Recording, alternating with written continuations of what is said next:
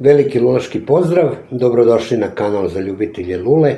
Ja sam Goran i upravo sam se vratio iz Bečeja, gde sam sa Saletom bio u gostima kod ljudi za koje ja mislim da su ambasadori Srbije u svetu što se tiče pravljenja lula ili ti lularstva, odnosno kako se na engleskom kaže pipe making. Darko i Sanela Đuragin. Uživajte.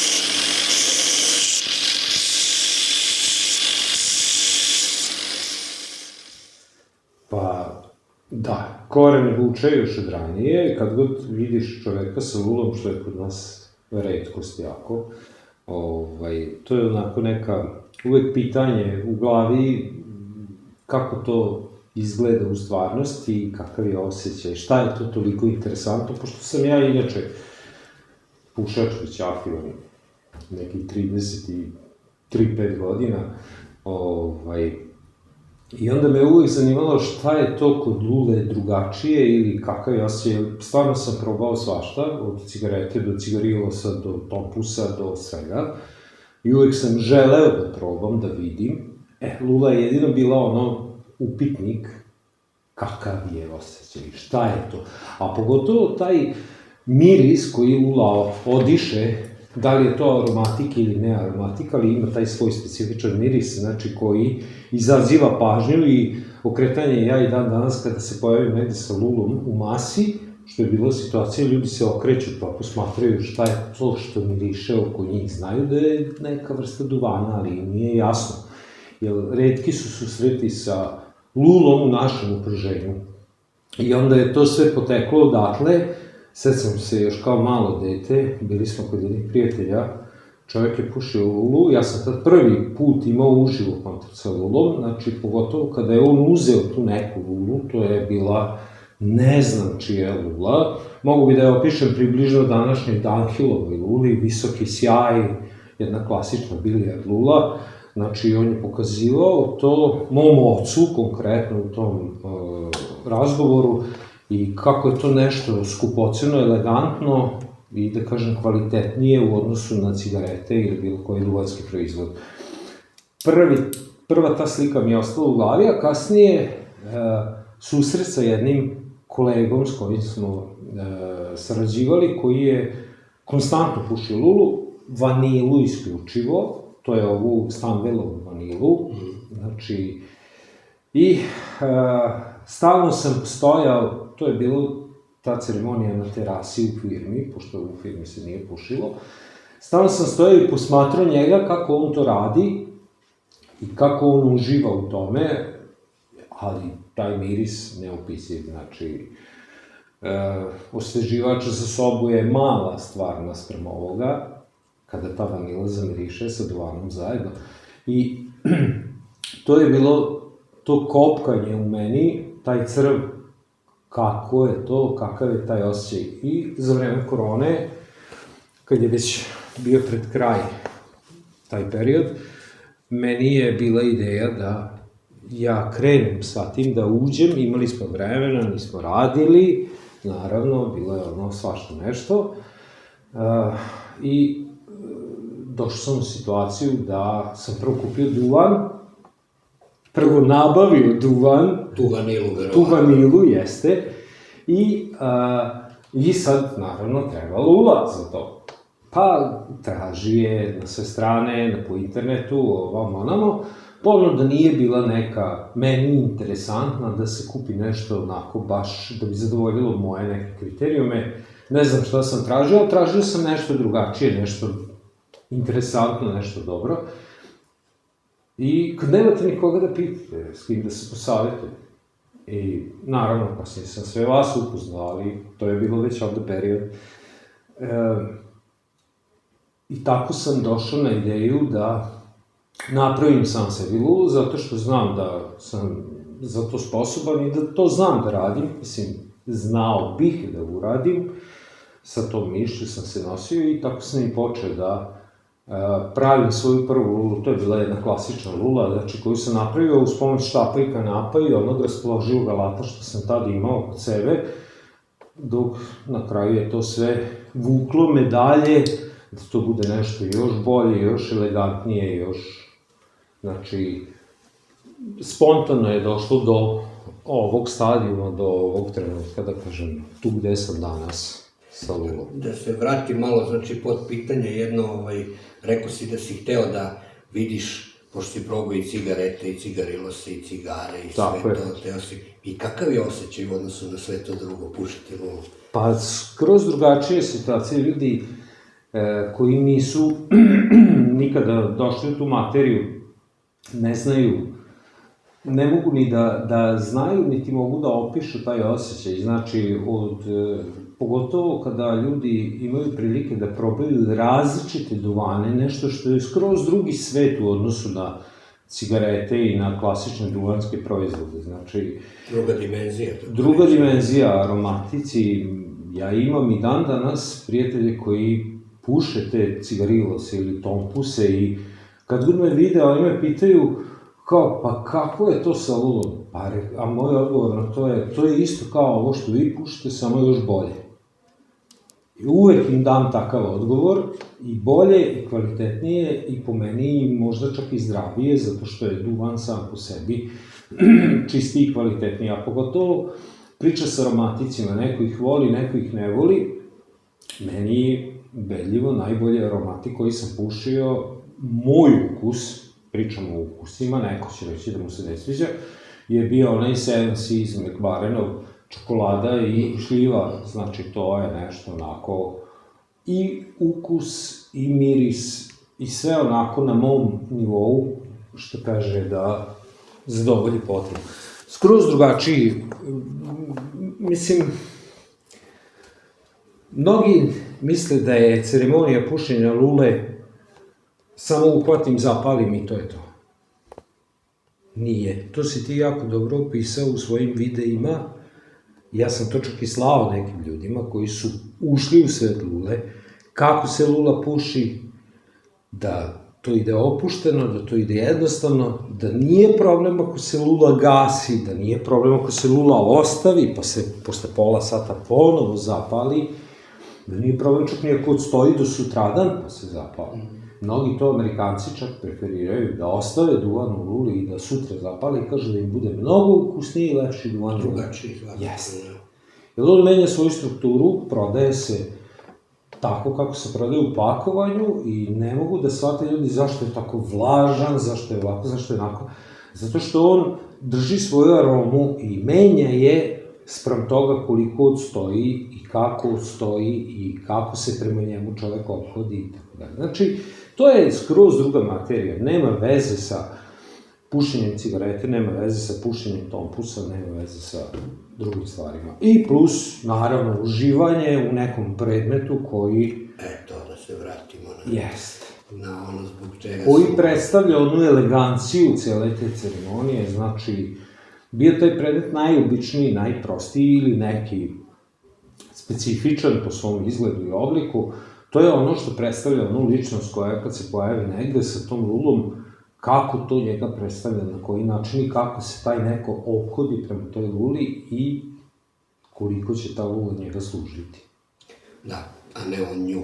Tako je. I dobro, došli smo do tog nekog nivoa kada si ti došao na ideju, odnosno do zaključka da bi ovo čime se sad baviš trebalo da bude jedino u životu što je tvoja vokacija, odnosno čime se ti baviš.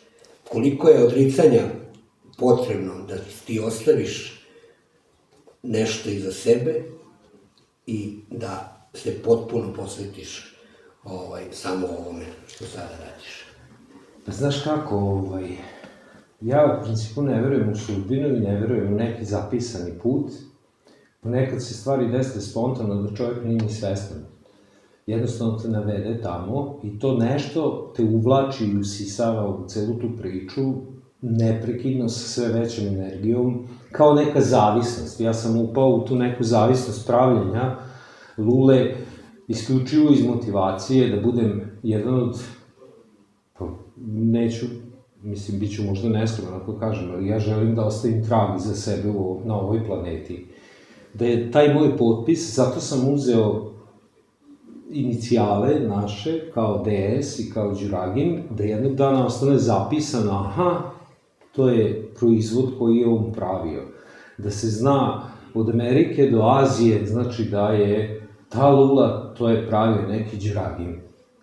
To je bila motivacija, što ja kažem, nije toliko, ja od ovog posla koji radim, neću se obogatiti, neću osiromašiti. Znači, radim ga zato što ga volim i uživam u tome, a sa druge strane, radim ga zato što hoću da ostavim iza sebe neki trag, da jednog dana moji neki unuci ili pravunuci ili neko zna da je njihov deda proizvodio nešto što je bilo poznato u svetu i što i dan danas možda na ceni jednog dana će biti, ja se nadam, i to je suština onoga što radim.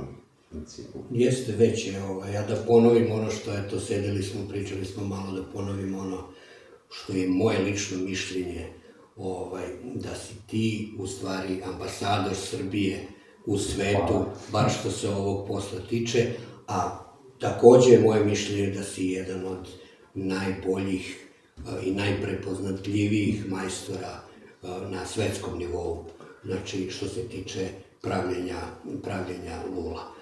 Imam sad pitanje, pošto je DS, znači Darko i Sanela to rade zajedno, Sanela, koliko sati otprilike je potrebno za finalno izvlačenje sjaja, pošto si ti ta u stvari koja daješ dušu luli koju je Darko osmislio, ti joj na kraju izvlačiš taj poslednji sjaj, znači i karakter.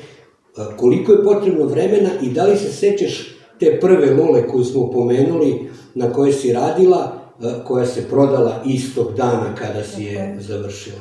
Sećam se naravno, krenulo je spontano, kao što je on rekao, pomogla sam mu isključivo tako, to je moja ideja je bila da pomognem vremenski da se to sve brže završi, mislim brže. Ta prva lula, čini mi se da je rađena 5 sati, naravno uz njegovu pomoć, nikad to nisam do sad radila. On mi je objasnio kojom šmirglom počinjem, kojom završavam, znači sve te neke detalje. I ta lula, kao što ste rekli, je prodata vrlo brzo. Da je isti dan. Isti dan, da.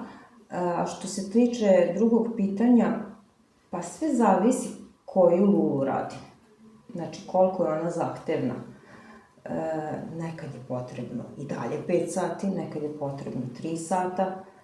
Zavisi da li je ona peskirana s jedne strane, onda je naravno manje šmirglam. Ali poenta je u tome da se sve to ne može uraditi brzo u smislu... Nema prečica. Nema prečica. Mora da se krene od najgrublje, da se bude potpunosti sigurni da smo skinuli sve one neravnine i tako ići lagano do, ako treba i do 3000. I kažu ljudi da nema, da niko bolje, znači ženska ruka je savršena, ne samo ruka, ženski, kako se to kaže, strpljenje. I strpljenje, i doslednost, i sve živo, niko ne može bolje da uradi taj finiš nego i upravo zato, evo da pomenem i njega, Đeta iz Crne Gore, zato i on kaže, lako je Darku da pravi dobre lule. Kad neće da uključi ženu. Jer ima Sanelu pored sebe. Hvala, Sanela. Darko, ti radiš od drveta, Lule, uglavnom. I radiš od ovih konvencionalnih materijala, drveta. Pa samo ono što je prihvatljivo. Ono što je prihvatljivo, a to su brijar, odnosno gres, morta i maslina. Priroda se dosta potrudi, kad je drvo u pitanju, da te šare izvuče, znači da tu neku umetnost, prirodnu umetnost na drvetu, ali to treba prepoznati, je li tako? Tako je.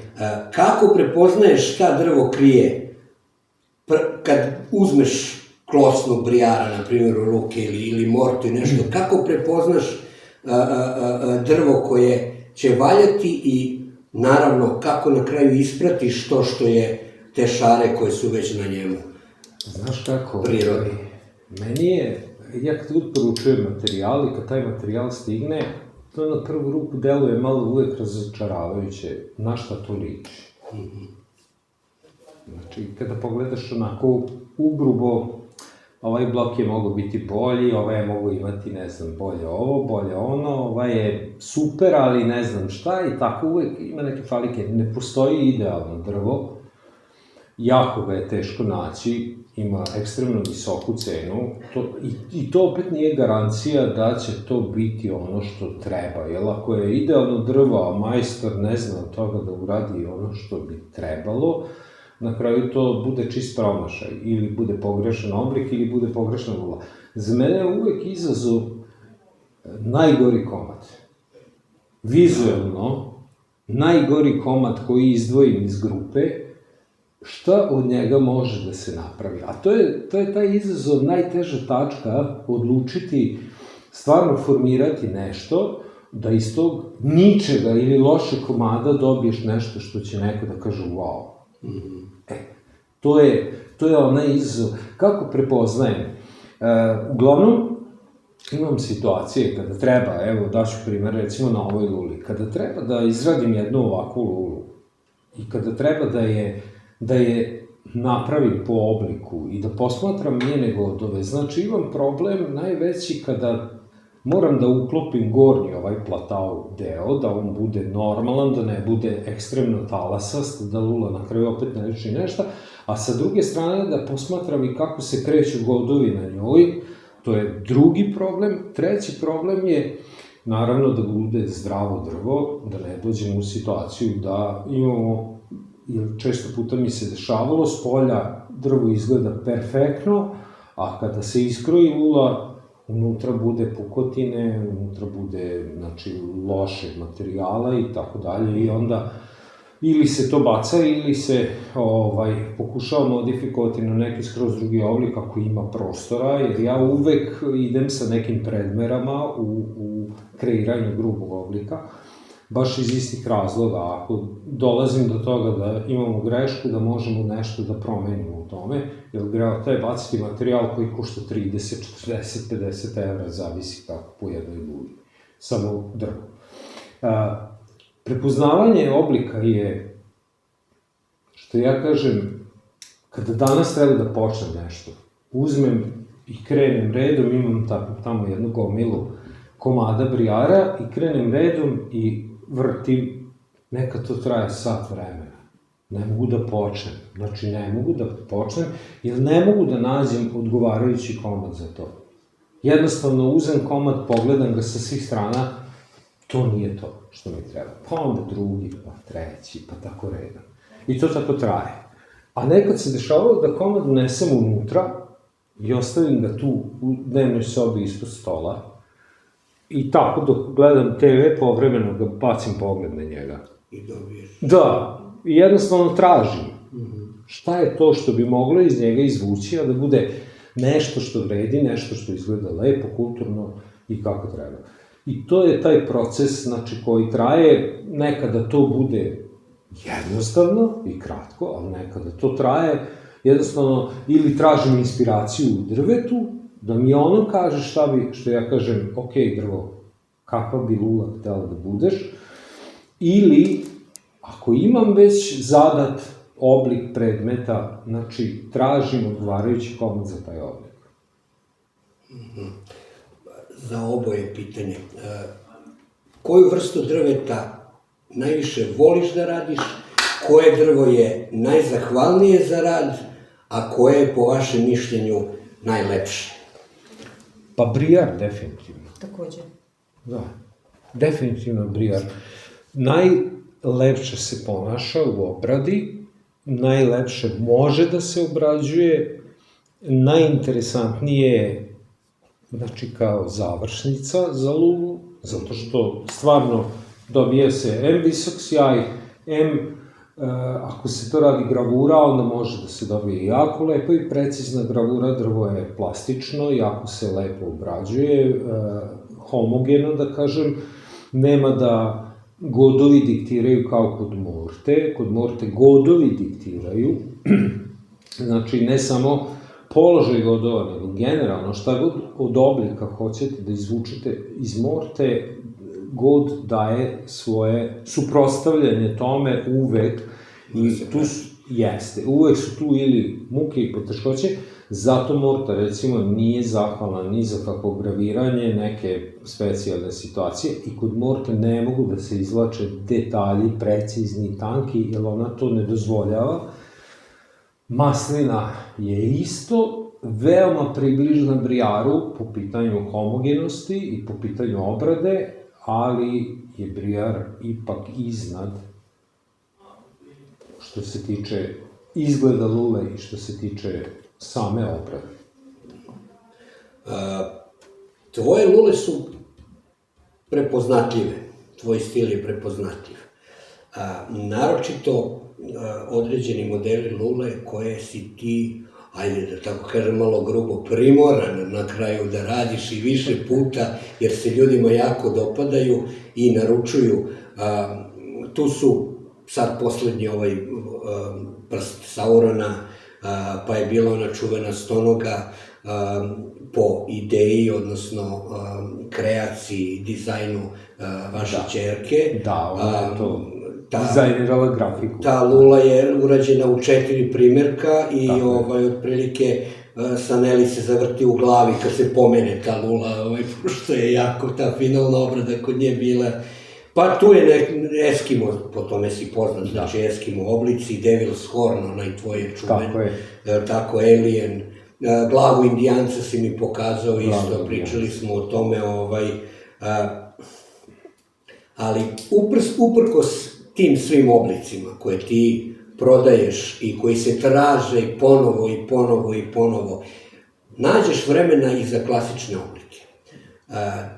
Da li je taj inženjering u stvari vaš tajni sastojak? To da uspete da odradite ono što morate da bi prodali, jer ja verujem taj Sauronov prst kad si radio prvi, ti si bio, kako se to kaže, ushićen, radio bi to sve. Već sledeći po narudžbini je već bilo malo drugačije, to tako verujem da ide, ali nalaziš vremena da radiš i klasične oblike lula. Kako stižete sve to? Veruj mi da ne znam. Mi smo, barem ja, pošto od nje to ne mogu da zahtevam, jer ima ona i kuću i drugih obaveza, a ja žrtvujem sve svoje vreme za ovo. Bukvalno za ovo. Meni kreacije se vrteju u onom momentu kada gledam televizor. Znači, ja kao gledam televizor, a u stvari mi se ideja vrti u glavi. Šta je to što... Sauron, evo daću primer. Sauronov prst je nastao od Monster prsta. Monster prst je prva izvedba lule, znači sa onim crvenim noktom, tako reći. I Monster prst je nastao dok smo nas dvoje pili kafu. Ona je mene nešto pričala, a ja sam razmišljao o Da, bukvalno sećam se kao juče tog momenta, na terasi smo pili kafu i ja sam onako sedeo i pio kafu, odlutao u svojim mislima i razmišljao kako da napravim lulu u obliku nekog prsta, da li će to biti neki demonski prst, monstrum prst, nešto znači što će vući na prst. I tako je nastao Monster prst prvi i drugi, naravno, pošto to je isto bilo dosta popularno u tom momentu i posle toga, kada sam formirao Lulu, shvatio da treba da pređem na drugi nivo, a to je bilo to, jer sam se setio one scene iz filma kada Sauronu, naravno, opet moje ideje i moja mašta, kada njemu odsecaju prst i taj prst pada na zemlju, znači, i kad sam se setio te scene, prvo što sam uradio, sam na YouTube i našao tu scenu, da pogledam taj prst, da li to ima smisla, naravno, odmah se videlo oblik i sve, i tako je i nastao Sauron prst. Tako su nastale i stonoga, iz čistih nekih razgovora, iz nekih... Znači, tražim svoju ideju u svemu što me okružuje. Da li to bio film, da li bila scena, da li je to katana Lula slomljena, znači u onome što...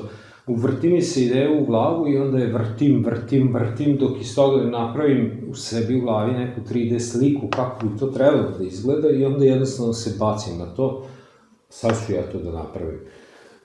Do sad nisam pogrešio, znači svaku ideju koju sam pokušao da plasiram imala je dobru prođu na tržište, jer uvek sam izbacio nešto na tržište što do sad niko nije video da postoji. To se i trudim, znači nije mi cilj da kopiram nekog, cilj mi je da imam svoje ideje i da ih plasiram. Imao sam jako i negativnih i glupih komentara na te objave, jer naravno... Razni smo ljudi, da. U zadnjih 90 dana preko 2,2 miliona ljudi je videlo moje objave. Ove Saurona i ovih Lula. Znači, to je jako puno ljudi. Naravno da će se naći tu i svakakvi bolesnici koji, mislim, nekim ljudima nisam odoleo, da ne bude da ih blokiram, da ne bude da brišem komentare, jednostavno sam im napisao samo da je vreme da posete lekara. To što sa takvim razmišljanjem, nivoom razmišljanja, čisto da ne bude ono, aha, brišete loše i negativne komentare. Ne, evo, odgovorit ću ovo. I to fino, kulturno, ograđeno, onako. Ne vređam se, okej. Kad mi stvarno dosadi sva ova monotonija, jednostavno prestanem, toliko ljudi mogu da se strpe, niko neće umreti, poginuti, znaju svi da ne mogu da dobiju ništa odmah za odmah, pređem, tako sam katanu pravio, pređem da radim nešto što mi se sviđa. Za tvoju dušu. Jeste. Zato što ne želim da ubijem sebi svoju kreativnost sa ponavljanjem jedne te istog modela, to je prvo. Drugo, ne želim da izgubim motivaciju za nečim. I treće, želim da probudim i onu drugu stranu tržišta, da ne kažu, uvijek praviš samo Saurona. Ne, evo vam, za svakog po nešto, pa vi... A gde su granice po meni u ovome? Nema ih, napravit ću vam sve, nije problem. Spred klasičnih kutlača koje možeš da vidiš, sad ću bukvalno tako da kažem, teo sam da pokažem mnogima da ovo što mogu da uradim, oni neće napraviti nikad. Bravo. To je pristup. To je pristup. Znaš, zašto? Zato što sam u jednom trenutku imao neko, ajde da ne kažem omalovažavanje, ali na neki način sam to tako shvatio, znaš, mog rada, i onda sam rekao, okej, nije problem. I dan danas, kada mi ljudi kažu, kao za tog Indijanca i kao za onog Alijena, što je jako malo ljudi videlo, to mi je žao, ali nema vezu, radit ću reprodukciju toga, kad mi kažu da ovo je vrhunski urađeno, majstorsko delo i umetnost, ja kažem njima, ljudi, ja sam tek na pola kapaciteta, igram se. Namerno, iz razloga što ja mogu još mnogo više, ali poenta je što ne želim da dam 100% od sebe nikada, zato što kad budete spremni da platite ono koliko ćete platiti za Yetijevo lulo, onda možemo da pričamo. Mnoge kompanije, ajde neću ja kažem mnoge kompanije, ali znam za jednu sigurno, kopiraju neke tvoje oblike. Da. Lula. Naprimer, onaj Devil's Horn, je tako? Tako je. Kopiran, nećemo da navedemo. Mada bi i mogli, ajde, Kinezi te kopiraju. Devil's Horn je ja sam je nazvao Superman Lula, uradio sam je od masline, nedavno sam objavio prekjuče, ja mislim, ponovo njen reel, video, zato što je to, nisam video sličnu, ni oblik, ni ništa, a kada je pokušao jedan od svetskih lulaša da napravi takvu istu, i ja mu pošaljem sliku i samo sam napisao, ja sam već nešto slično probao, pravio, znaš. On je obrisao moj komentar. A da li je nastavio da pravi lulu? Ne znam, pošto sam ga blokirao posle toga. Znači, ako nisi u stanju da prihvatiš, nije to bilo kritički, ja sam samo rekao, neki su je zvali kornjača lula, pošto je podsjeća na kornjaču, sa tim gorim delom same glave, lule, znači, i to sam tako uradio 4 komada. Moje je bilo isključivo od masline. Zašto? Zato što nisam vidio u brijaru tu lepotu koliko je maslina dala. To je pogotovo bila specifična maslina, palestinska sveta maslina. Znači, od nje je pravljena ta lula iz razloga što ima jako intenzivne one crne godove u sebi i to daje jako lep efekat luli. Te 2 lule su Kinezi su pravili tu od brijara i on Devil Horn. I Devil Horn su iskopirali i prodali za skuplje nego što sam i ja prodao. Što je još veća ironija. Ironija jeste, ali dobro, na kraju krajeva ja bi se nasmeo na svom mestu. Ali toliko su iskopirali da su i svaku rupicu bukvalno iskopirali ono 1 na 1, kao copy-paste. Samo daleko je to od onog kvaliteta koji ti možete da... Njihova nije bila peskarena, moja je bila peskarena, daje lepši efekat, oni su radili nešto kao glatko, meni se čak ni to nije dopalo. Nema dušu. Nema. Ti lulu, pravi lulaš kad uzme u ruku lulu, on će da oseti. Tako je. Ako ta lula ima dušu, koliko god je ista kao nešto slična, odnosno oblika ili već kao neka druga. Ali dobro, znaš šta je moj odgovor na to? Ne možete vi toliko da iskopirate koliko ja mogu da izmislim. Da. Nema veze, ja bi to prihvatio kao plus. Pa, okej. Pa, kopiraju. Interesantno je bilo to što kada se lula pojavila na kineskom sajtu, ta Devil's Con, isključivo zato što sam po tome isto bio prepoznatljiv, da su mi ljudi iz sveta slali fotografije i rekli, vidi, ovi te kopiraju. Eto. To je ono o čemu ti pričaš, neki trag, želiš da ostaviš, ti si dubok trag već sad ostavio u ovom svetu lularstva, da tako kažem, pipe makinga. Da. Kako se to već zove, već si dubok trag ostavio i to... Pa dobro. Znači, na svetskom nivou. A da li je lula za tebe danas samo zanat,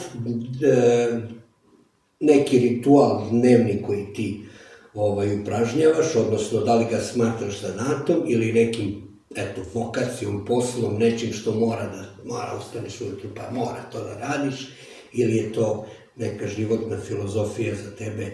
Kako doživljavaš lulu i pravljenje lula? Doživljavam je kao izazov. Svaka lula je za sebe izazov. Čak i posle 10, sad će biti 10. Sauron, nijedna nije identična. Ali namerno. Jasno. Namerno nije identična. Iz kog razloga? Ne želim da bude sve klasično copy-paste. Ne želim da bude... Želim da svako dobije svoj unikat. Znači, svoj unikat, naravno tehnički savršen, što kaže lula, za upotrebu. To je prvo i jedino možda najbitnije, da lula bude tehnički savršena za upotrebu, a sve ostalo je stvar izbora ili ti umetnosti, ili ti inspiracije tog kreatora. Znači, da svaka lula bude na svoj način formirana drugačije, sa svojim godovima, sa svojom lepotom. I stvarno, kad bi morao da biram od 9 Saurona, koja je lepša, ne bi znao da ti odgovorim. Svaka ima svoj detalj, svoju čar, svoje nešto. Svaka ima svoj broj. Karakter. Jeste. Brojevi su šare, u stvari, na oklopu Saurona. Zadnja ima 9. I to neko će misliti da je to samo šara obična, a to je 9 rimska. Znači, u oznaci. Prethodno je imala 8 linija na sebi. Pre nje 7 linija na sebi. I tako, znači, i svako drvo koje biram, pošto je za Saurona isto prsten mi je najbitniji detalj, on je jeste poenta cele lule, da ima one brijarove godove, znači, u obodu prstena, da se vide. To je prva suština i tako i biram položaj lule, a samim tim što to postignem, oklop posle peskarenja dobije specifičan reljef. Ljudi su me pitali kako dobijem takvu imitaciju kao da je oklop stvarno od metala, nekog korodiranog metala, tako reljefasto ono, ali to i jeste suština pozicije lule u drvetu, znači pozicija, znači u odnosu na smer kako drvo raste, kako se godovi ponašaju i kako će to na kraju sve ispasti u peskiranju. To je ona čar. Ali dok ne dođem do tog momenta, to je dug proces da bi završnica bila vrhunac. Zato kažem, svaka lula je izazov. Nijedna nije bila iste veličine, nijedna nije bila istih dimenzija, nijedna nije bila, znači, dužina je čak bila promenljiva od 138 mm do 158 mm. To je 2 cm razlike, znači 20 mm razlike, ali svako je bio oduševljen kada je dobio. Jer svaka je bila na svoj način lepa. Zato sam rekao, kada bi trebalo da biram, čak i onu kratku i onu dugačku, ne bi znao da odlučim, sad ovako da mi neko stavi koju ću da uzmem. I sad sam neki dan dobio zahtjev, da li može sa filtrom? Naravno da može. Sve je to izvodljivo. Sve može, da. Da, apsolutno. Vaš moto brenda, koliko znam, koliko sam negde iskopao, je naše omiljene lule su one koje sami napravimo. Tako je. Ako neću koristiti svoj brend, onda znači da nešto nije u redu sa njim. Znači, isključivo, kad zapališ lulu, to je tvoja lula. Tako je, tako je. Makar bila i ona najgora, i ono što ću šutirati po podu, ali je moja lula. Znam da je, ako je ja neću probati, ako ja neću koristiti, neću znati ni dalje drugima dobra. I to te izdvaja od još nekih majstora koje ja poznajem, eto, ima majstora koji kažu, recimo, ja nikad ne palim svoju lulu, potpuno suprotna filozofija od tvoje, ali šta je tvoja poruka?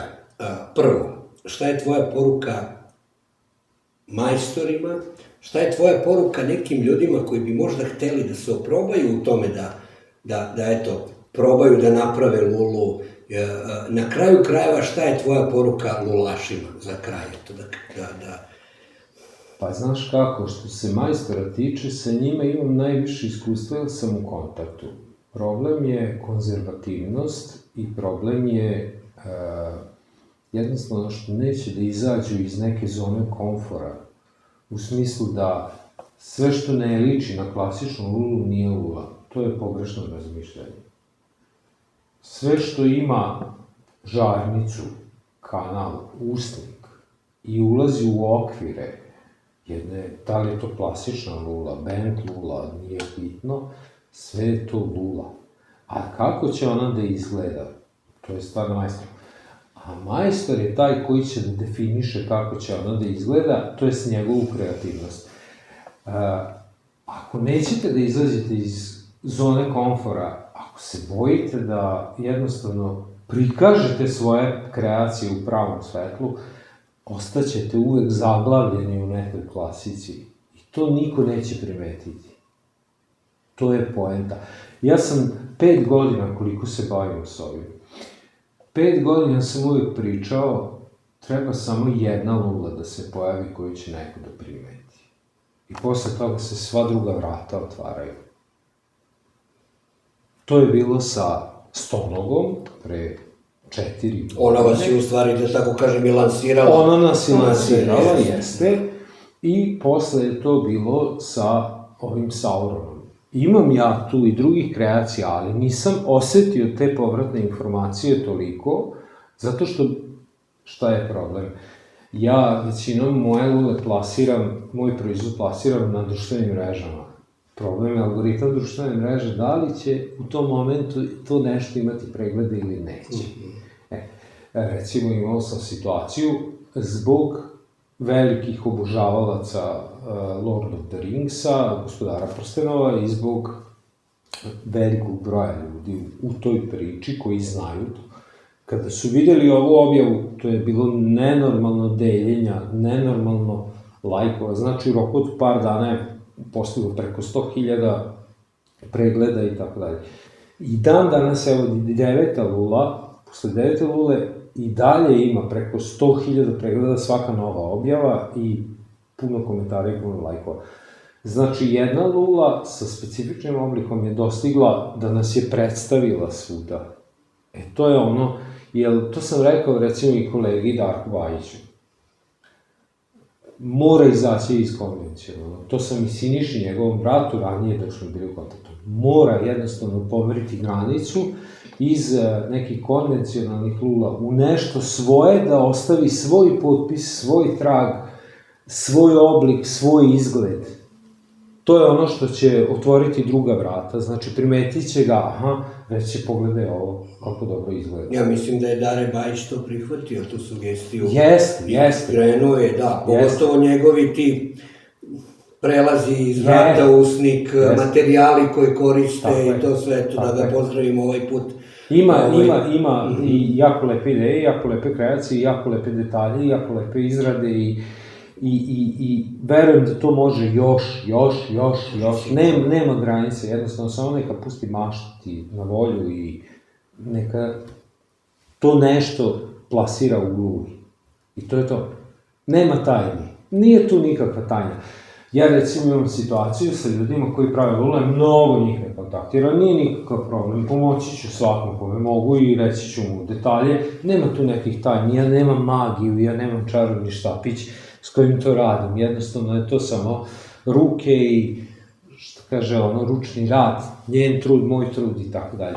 Znači, jednostavno opustite se, zamislite to nešto i uzmite i uradite.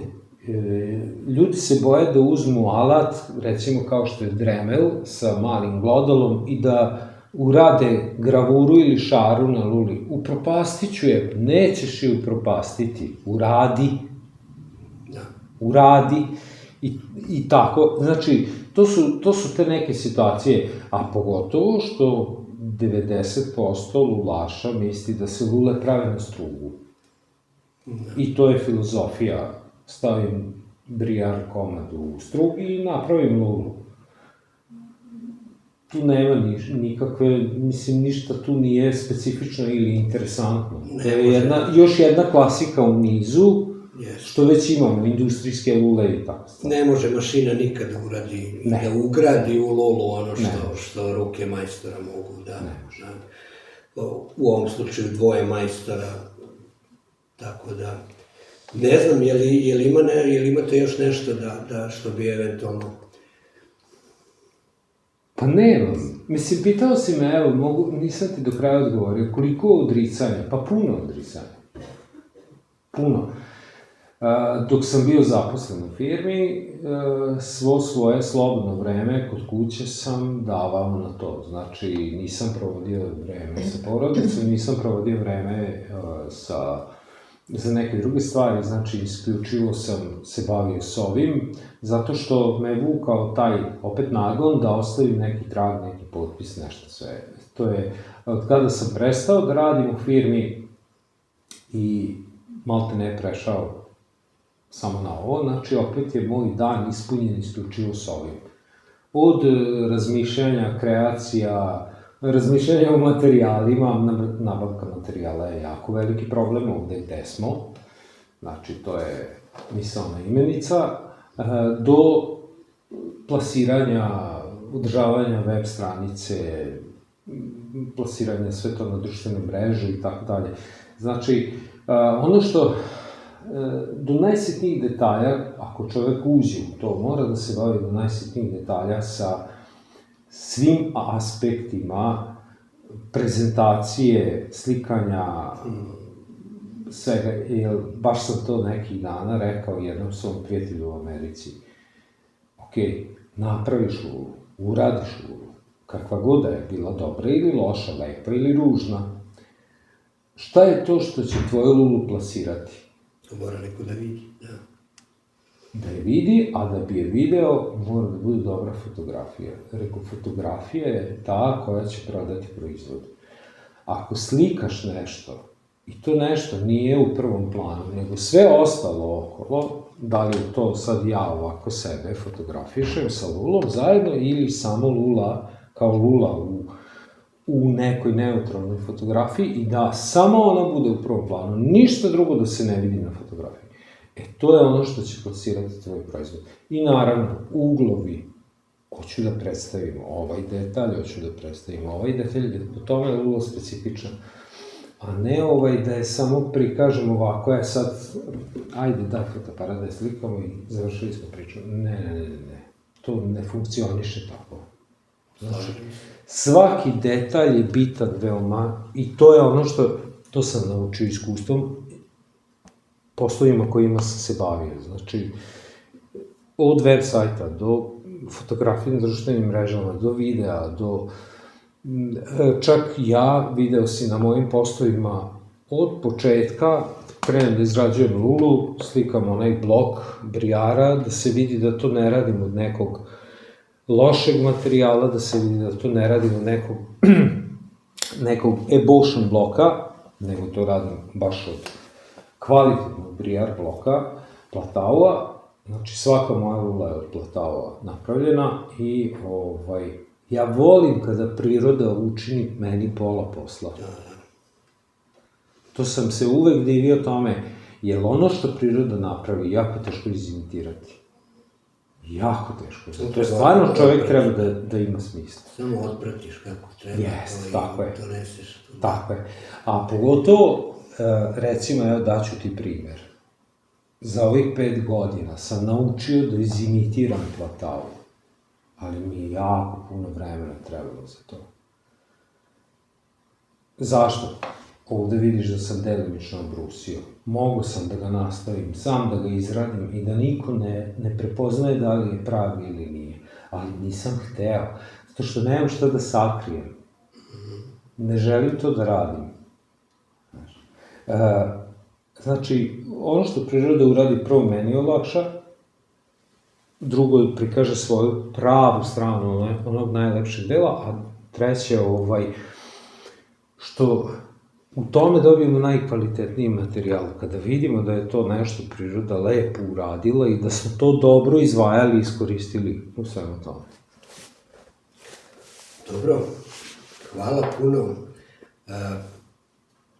Ne znam, mislim da smo pokrili sve što se, mada, mislim, tema je, da, ali... I da pričamo do besvesti. Eto, za ovo zašto smo danas se videli, mislim da je sasvim dovoljno.